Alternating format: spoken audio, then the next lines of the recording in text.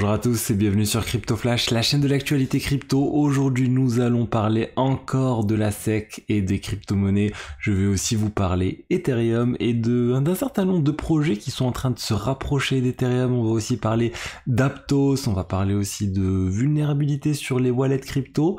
Ça continue et plein d'autres sujets. Donc pour ceux qui connaissent pas la chaîne, tous les jours je fais une synthèse des meilleures actus du jour sur les cryptos. N'hésitez pas à vous abonner et activer la cloche pour ne rien rater.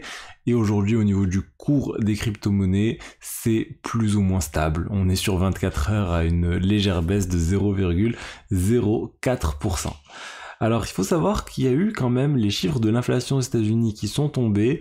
C'est légèrement moins que ce qui était prévu, 3,2% au lieu de 3,3%. Bref, il n'y a pas eu de grands mouvements sur les marchés crypto à cause de ça, parce que c'était quasiment ce qui était attendu. Bien sûr, on est loin de la hausse de 2% qui est ciblée par les banques centrales mondiales. Là, on est aux États-Unis, donc par la Fed, mais on se rapproche petit à petit. Et d'ailleurs, il y a un autre indicateur de l'inflation, ça s'appelle Trueflation, qui est censé être avoir des données plus en temps réel que les données du gouvernement US, qui indique déjà une inflation de l'ordre de 2,37%, donc vraiment quasiment à 2%. Alors, je voulais vous parler de la SEC. La SEC, en fait, est en train de faire appel sur l'affaire XRP. On se rappelle qu'ils ont perdu sur l'aspect de la vente des tokens XRP sur des exchanges qui n'étaient pas considérés comme des securities, comme des titres financiers par le juge. Et là, en fait, la SEC veut faire appel sur ce point. Ils ont lancé les démarches, c'est assez compliqué. On va rentrer dans un truc juridique, mais ce qu'il faut savoir, c'est bon, c'est lancé.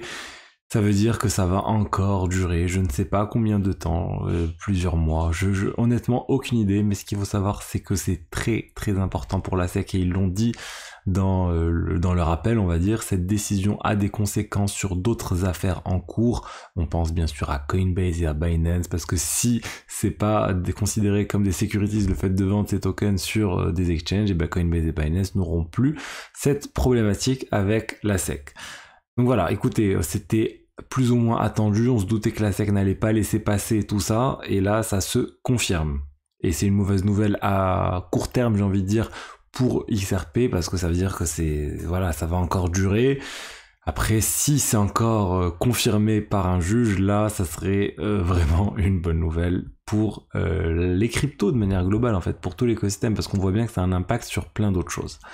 Je voulais vous parler maintenant de projets NFT qui sont en train de venir sur Ethereum, alors que initialement c'était pas le cas. Je vais vous parler d'abord on va parler de Phantom et de The Gods. The Gods, c'est un projet NFT très connu de l'écosystème Solana initialement. Ils ont fait une migration sur Polygon il y a quelques mois maintenant. Ils avaient reçu 3 millions de dollars de la part de la fondation Polygon pour cette migration. Et au final, ils sont en train de dire on revient en fait vers tout simplement Ethereum, parce que c'est là où il y a aussi une autre collection. J'ai parlé de The Gods, mais en fait c'est bien Youths qui est la collection qui avait migré sur Polygon. The Gods était sur Solana et eux ils avaient directement fait la migration vers Ethereum, mais voilà, c'est la même famille et là ils veulent regrouper selon eux les deux projets NFT, Youths et The Gods sur Ethereum, et ça montre en fait que malgré le fait qu'ils aient eu 3 millions de dollars, c'était plus important d'être sur le réseau Ethereum.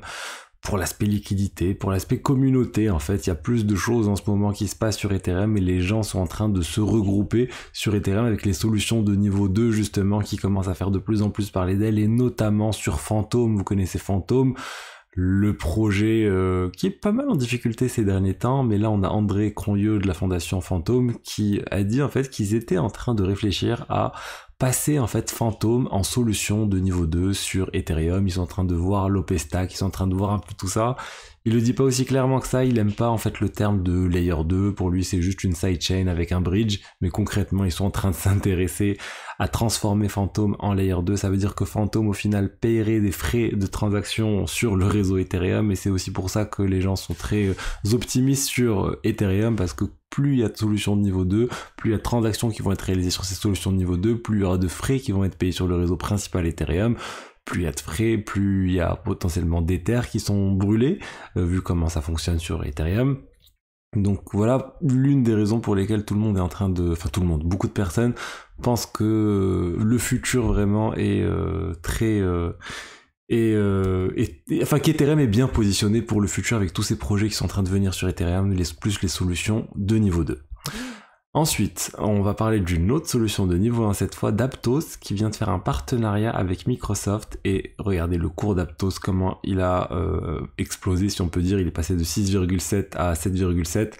C'est tout de même significatif comme hausse, ça se voit au niveau du graphe juste grâce à cette annonce. Ils ont lancé un partenariat. Concrètement, qu'est-ce qui va se passer?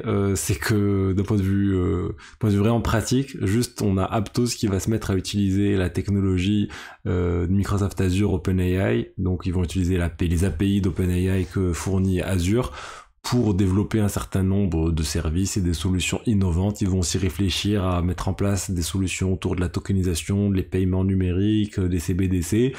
Mais on en est vraiment, on va dire, à des discussions, et c'est juste, ils sont en train de réfléchir à tout ça, mais d'un point de vue concret, juste l'utilisation des services OpenAI ne va pas fondamentalement changer, on va dire, le fonctionnement d'Aptos, mais s'il y a des partenariats plus poussés qui vraiment aboutissent sur l'aspect tokenisation, etc., là, ça pourrait être intéressant pour Aptos. Et c'est pour ça que le marché a réagi positivement à cette news, parce que si ça se concrétise, c'est une bonne nouvelle et ça va apporter plus de légitimité à cette blockchain qui, on rappelle, est née en fait d'un projet initialement chez Meta, donc chez Facebook.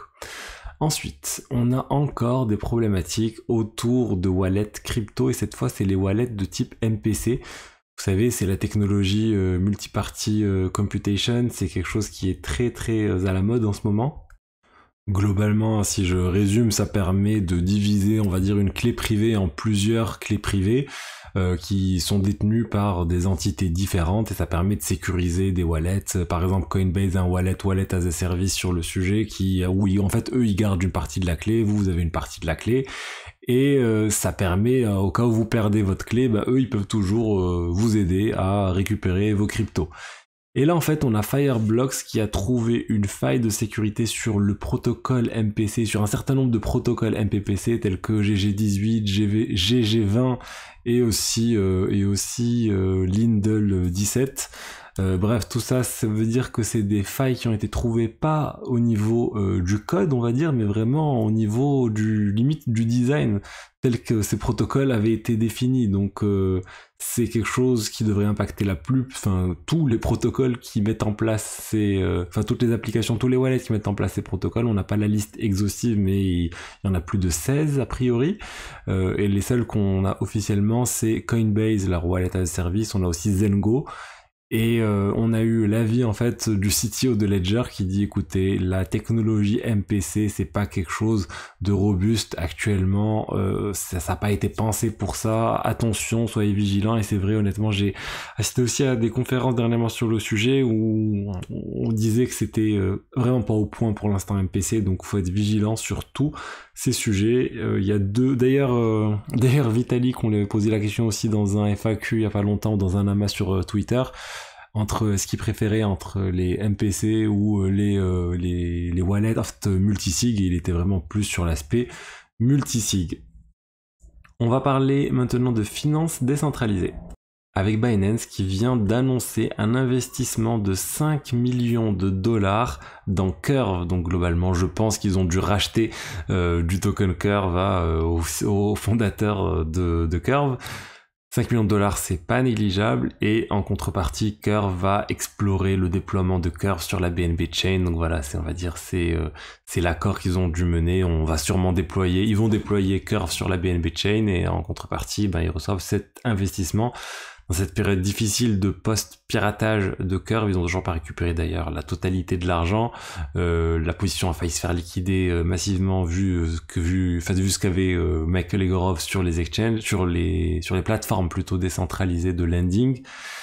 Bon, au final, ils s'en sortent plutôt bien. Le token est remonté à 0,60, donc on s'éloigne de la liquidation du patron de Curve.